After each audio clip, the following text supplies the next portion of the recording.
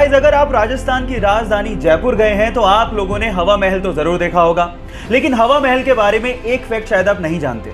पूरी ही दुनिया में हवा महल इकलौती ऐसी बहुमंजिला इमारत है जिसकी नींव है ही नहीं, यानी कि इतनी बड़ी बिल्डिंग बिना नींव के खड़ी है। इसके आगे की वॉल की मोटाई 8 इंच है, जिसके सहारे 5 मंजिला इमारत को खड़ा किया गया है। पूरी ही दुनिया में ऐसा आर्किटेक्चर का बेहतरीन नमूना शायद ही आपको देखने को मिले, जहां पर इतनी बड़ी बिल्डिंग फ्लैट सरफेस पर सालों से खड़ी है। गाइस, इंडिया भी आर्किटेक्चर में किसी से कम नहीं है, तो इसके लिए एक लाइक तो बनता है। क्या आप लोग एडवोकेट और लॉयर में फर्क जानते हैं? क्या मेरे जैसे आप भी यही समझते थे कि एडवोकेट और लॉयर में कोई फर्क नहीं होता? ऐसा नहीं है। एडवोकेट और लॉयर में फर्क होता है। लॉयर वो होता है जिसके पास लॉ की डिग्री हो या फिर वो लॉ की पढ़ाई कर रहा हो। वो आपको कानूनी सलाह तो दे सकता है, लेकिन आपके लिए केस नहीं लड़ सकता। लेकिन अगर कोई lawyer bar council of India की एग्जाम पास करके वहां पे रजिस्टर हो जाता है तो उसके बाद वो आपका केस लड़ सकता है, क्योंकि उसके बाद वो एडवोकेट बन जाता है। सो ये डिफरेंस होता है एडवोकेट और लॉयर के बीच में। क्या आपको इसके पहले तक इफेक्ट पता था? और अगर नहीं पता था तो चैट सेक्शन में लिखना मत भूलिएगा।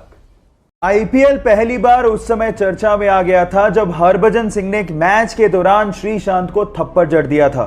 एक्चुअली हुआ कुछ यूं कि मुंबई इंडियंस किंग्स 11 पंजाब के खिलाफ मैच हार गई, तो उस टाइम पे किंग्स 11 पंजाब के गेंदबाज श्रीशांत ने हरभजन सिंह, जो कि मुंबई इंडियंस के कैप्टन थे, उन्हें कहा हार्ड लक। तो इस बात पे आपा खोते हुए हरभजन सिंह ने श्रीशांत को थप्पड़ जड़ दिया और इसी वजह से आईपीएल के पूरे सीजन के लिए हरभजन सिंह को बैन कर दिया गया और बीसीसीआई ने 5 वनडे मैचों के लिए भी हरभजन सिंह को बैन कर दिया। गाइस, हर खेल के बाद हार और जीत तो चलती रहती है, लेकिन हार के बाद आपा खोना अच्छी बात नहीं है। आपको इसके बारे में क्या लगता है? चैट सेक्शन में लिखना मत भूलिएगा।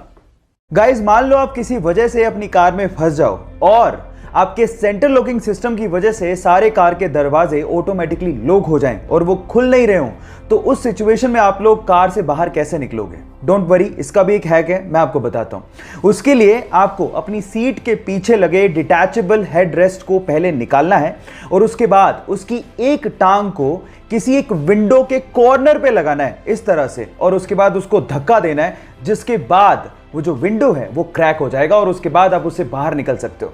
मजे की बात यह है कि सबसे आसान तरीके से सबसे इजीली टूटने वाला कांच आपके बैक साइड में लगा होता है, तो उसको तोड़ना और भी ज्यादा आसान होता है। क्या इसके पहले तक इफेक्ट आपको पता था? और अगर नहीं पता था तो चैट सेक्शन में लिखना मत भूलिएगा। गाइस, क्या आपको पता है कि इंडिया की सबसे धीमी रफ्तार से चलने वाली ट्रेन का नाम क्या है? डोंट वरी, मैं आपको बताता हूं। सबसे धीमी रफ्तार से चलने वाली ट्रेन का नाम है मेट्टुपालयम ऊटी नीलगिरी पैसेंजर ट्रेन, जो कि मात्र 10 किलोमीटर पर आवर के हिसाब से चलती है, जो कि हमारे ही देश की सबसे फास्टेस्ट ट्रेन से लगभग 16 गुना धीमे चलती है। अब आप लोग सोच रहे होंगे कि इससे बढ़िया तो मैं पैदल ही निकल जाऊं, लेकिन ये ट्रेन इसलिए इतना धीमे चलती है क्योंकि ये ट्रेन पहाड़ों से होकर निकलती है। लेकिन जब आप इसकी सवारी करेंगे और बाहर का नज़ारा देखेंगे तो आप इतने मंत्रमुग्ध हो जाएंगे कि आप लोग ये शुक्र मनाएंगे कि ये ट्रेन इतना धीमे चलती है। क्या आपको इसके पहले तक इफेक्ट पता था? और अगर नहीं पता था तो चैट सेक्शन में लिखना मत भूलिएगा।